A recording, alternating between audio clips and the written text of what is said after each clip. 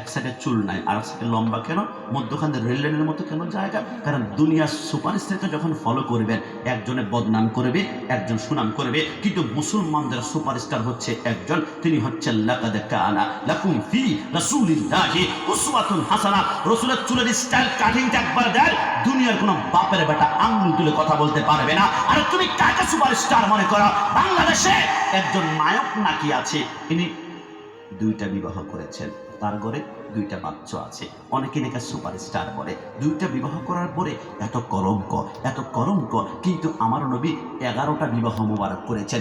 একজন স্ত্রী রাসূলুল্লাহর বিরুদ্ধে আঙ্গুল তুলে একটা অভিযোগ জীবনে দিতে পারে নাই। এই আমার নবী কেমন সুপারস্টার ছিল একটু কল্পনা করুন। সামান্য টেলিভিশনের মধ্যে দেখে একদিন সরকারে মদিনা বসা 4 জন স্ত্রী রাসূলুল্লাহর সামনে এসে বলে, নবী আমাদের 4 জনের ভিতরে আপনি কাকে বেশি ভালোবাসেন একটু বলুন তো। রাসূল চিন্তা করলো, আমি যদি বলি একে ভালোবাসি, বাকি 3 জন কষ্ট পাবে, ওকে ভালোবাসি, বাকি 3 জন কষ্ট পাবে। রাসূল বলে, আমি তো কষ্ট দেওয়ার জন্য আসিনি। নবী আমার বলে, একটা কাজ করো, আমি কাকে বেশি ভালোবাসি এখন বলবো না, আগামীকাল ফজর নামাজ পড়ে 4 জন আমার সামনে আসবে, আমি ক্লিয়ার করবো কাকে বেশি ভালোবাসি। 4 জন রাতে ঘুমাতে গেল, কোনো মতে ঘুমাসে না। ইস, নবী যে কাকে বেশি ভালোবাসে।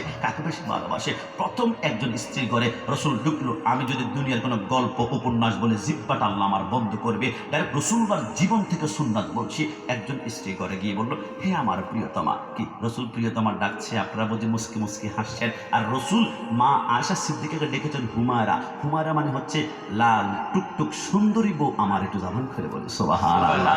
স্ত্রীকে সুন্দর নাম দিয়ে ডাকবেন, জানো, প্রিয়তমা, জান, কলিজা, এটি রাসূলের সুন্নাত। এবার যখন ঢুকলো, রাসূল বলল, হে আমার স্ত্রী, হাতের তালু খোলো। যখন খুললো, রাসূল তার হাতের তালুর মধ্যে 2টা খেজুরের দানা দিয়ে বলল, আমি যে তোমাকে 2টা খেজুরের দানা দিয়েছি, আল্লাহ, আমি রাসূল আর তুমি জানবে, কেউ জানবে না ইনশাআল্লাহ। এবার রাসূল ঘরের দরজা বন্ধ করে 2 নম্বর স্ত্রী ঘরের মধ্যে গেল, তার হাতের তালুর মধ্যে 2টা খেজুরের দানা দিয়ে বলল, আমি যে তোমাকে 2টা খেজুরের দানা দিয়েছি, কেউ জানবে না, আল্লাহ, রাসূল আর আমি।